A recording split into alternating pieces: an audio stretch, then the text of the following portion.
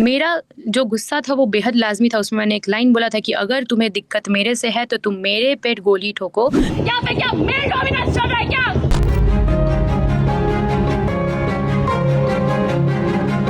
मेरा नाम सलोनी राज है। Patna women's college Patna university का ही एक ऑटोनॉमस बॉडी है, तो हम उस कॉलेज से बिलोंग करते हैं। हम first independent female candidate university में चुनाव जीते और बेहद अच्छे मार्जिन से जीते। लड़की जीतेगी और छात्र संघ राज करेगी और निर्दलीय जीतेंगे। हमारा कैंपेनिंग का सेकेंड लास्ट डे था और हम लोग मगध महिला कॉलेज में कैंपेनिंग कर रहे थे और फिर कुछ असामाजिक तत्व थे जिन्होंने मगध महिला कॉलेज विमेंस कॉलेज के अंदर घुसकर दे वेयर लाइक कि सलोनी और उनके समर्थकों पे हमला करो, उसके बाद बात करो।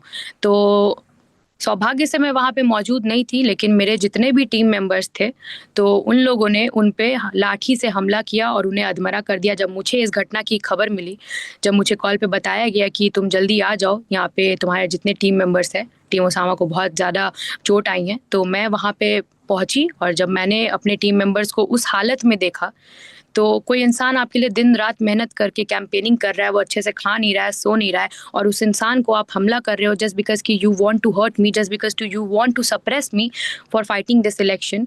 तो वो जो वीडियो आप जिसके बारे में बोल रहे हैं वो उसी दौरान का वीडियो था जब मैंने अपने टीम मेंबर्स को देखा उस हालत में।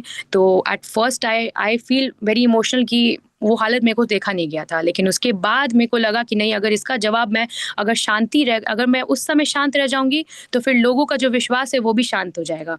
क्योंकि हम लोगों को एक ऐसे लीडर की ही तलाश है जो आपके हक के लिए लड़ सके। अगर उस दिन मेरे सपोर्टर्स के साथ ऐसा हुआ, अगर हम अपने सपोर्टर्स के लिए आवाज नहीं उठा सकते, फिर लालत है मेरे ऊपर स्टूडेंट यूनियन का इलेक्शन लड़ने के लिए, फिर लालत है मेरे ऊपर ये कहने के लिए कि हम आपके लीडर बन सकते हैं। लड़की समझ के कमजोर समझ लिया हो। बहुत बार ऐसा हुआ है कि विश्वविद्यालय में मैं काम करने के लिए आगे आती हूँ और मुझे बहुत मतलब just because I am a girl, just because I am a independent girl, तो मुझे बहुत सप्रेस किया गया। क्योंकि एक बार हम लोगों ने पोस्टर भी लगवाए थे विश्वविद्यालय के हर कॉलेजेस के बाहर, सब लोगों ने लगवाए थे, जितने भी स्टूडेंट लीडर थे हमारे यूनिवर्सिटी में, सब लोगों ने अपने अपने पोस्टर लगवाए थे इंडिपेंडेंस डे का विश करते हुए। तो अगले दिन जब शाम में हम लोगों ने पोस्टर लगवाया, अगले दिन सुबह उठ के जब हम लोग कॉलेज कैंपस जाते हैं तो हम लोग देखते हैं कि सारे लड़कों के पोस्टर जो के तो रहते हैं, लेकिन एक इंसान का पोस्टर फटा हुआ रहता है हर जगह, वो रहता है सलोनी राज का पोस्टर। तो ये एक उन लोगों का संकेत था कि तुम रुक जाओ, क्योंकि हम लोग तुमको आगे नहीं बढ़ने देंगे। मुझे उस समय भी नहीं पता किसने करवाया था वो चीज़, लेकिन मुझे उस सब चीज़ों से फ़र्क नहीं पड़ता है। नहीं रुकेंगे, नहीं रुकेंगे। दो तरीके के लोग होते हैं कि अगर कोई सामने गलत होता हुआ देखते हैं ना, तो एक होते हैं कि लेट इट बी, हम लोगों को क्या अपना काम बनता, हम लोग काम करेंगे। और दूसरे लोग होते हैं कि नहीं, मुझे क्रांति लानी, मुझे उस चीज़ को क्यों हो रहा है मुझे उसे बदलना है। एंड आई फील कि I am the second one.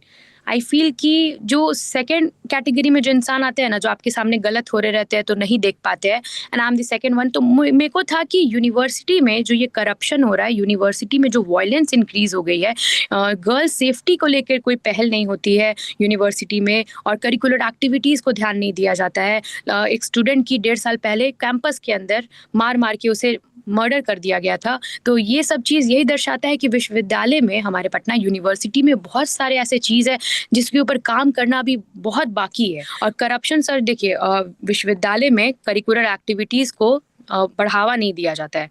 हमारे कॉलेज में, पटना विमेंस कॉलेज में दिया जाता है, क्योंकि ऑटोनॉमस बॉडी, एडमिनिस्ट्रेशन उसका खुद का है, तो इस कॉलेज का तो अलग ही फिर मुद्दा ही अलग है। लेकिन दूसरे कॉलेजेस में करिकुलर एक्टिविटीज़ को बिल्कुल ही नेग्लेक्ट कर दिया जाता है। कोई स्पोर्ट्स सीरीज़ नहीं होता है।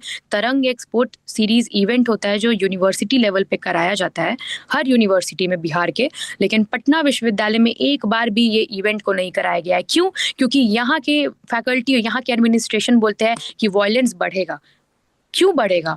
हम लोग यूथ है, हम लोग पटना यूनिवर्सिटी में जितने भी लोग पढ़ते हैं, हम लोग सब युवा है, हम लोग 20-25 एज ग्रुप के बिलोंग करते हैं, और हम लोगों को अपना एनर्जी दिखाने के लिए एक सही प्लेटफॉर्म चाहिए। तो अगर आप बैक टू बैक इवेंट्स लाते हो, बैक टू बैक एक्टिविटीज़ को कंडक्ट कराते हो, तो जो यहाँ पे जो वायलेंस है जो यहाँ पे यहीं के स्टूडेंट ही करते हैं, तो वो वॉयलेंस ना करके वो अपने टैलेंट को सही जगह पे दिखाएंगे, वो अपने टैलेंट को सही प्लेटफॉर्म पे दिखाएंगे जो सही रहेगा। तो मेरा यही मानना है कि जब तक करिकुलर एक्टिविटीज नहीं कंडक्ट कराएगी, लोग ऐसे ऐसे कामों में इंडल्ज होते रहेंगे यहाँ के स्टूडेंट, अल्टीमेटली वॉयलेंस बढ़ेगा। अगर छात्र संघ का जो टेन्योर होता है वो सिर्फ 1 साल का होता है, तो 1 साल में आप बहुत बड़े बड़े चेंजेस तो नहीं ला सकते हो, लेकिन आप क्रांति जरूर बो के जा सकते हो आगे आने वाली पीढ़ियों के लिए। मेरा मेन यही फोकस रहेगा कि इस विश्वविद्यालय में जितने रूट कॉजेज है ना, उसको ठीक करना, ताकि आगे के जो लीडर्स आएंगे स्टूडेंट यूनियन में, वो अपने काम अच्छे से कर पाए। जो चुनाव है 2025 में, अभी जो चुनाव हुआ, तो इस चुनाव को कराने के लिए भी बहुत प्रोटेस्ट कराया गया कि चुनाव आपको हेल्ड कराना चाहिए, क्योंकि वो जो कुर्सी है छात्र संघ का वो खाली पड़ा हुआ है। तो उस कुर्सी में जब तक कोई लोग नहीं आएंगे तो हम लोग एज अ स्टूडेंट किसके पास जाएंगे अपनी आवाज़ रखने के लिए।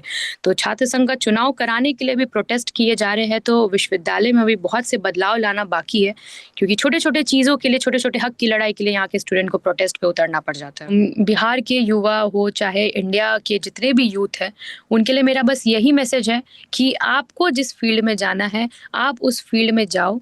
आप कोई भी फील्ड में जाना आसान नहीं होता है, चाहे आप यूपीएससी की तैयारी कर रहे हो, चाहे आपको नीट निकालना हो, चाहे आपको डांसर बनना हो, सिंगर, कोई भी फील्ड हो, तो कोई भी फील्ड आसान नहीं है। रास्ते में जो रुकावट है वो हर फील्ड में होती है, तो रुकना नहीं है, डरना नहीं है और आगे बढ़ते रहना है, क्योंकि हमेशा जो सच है उसकी जीत होती है। हमेशा उसी की जीत होती है जो हार को भी कबूल कर सके और जीत को भी उतनी खुशी से कबूल कर सके।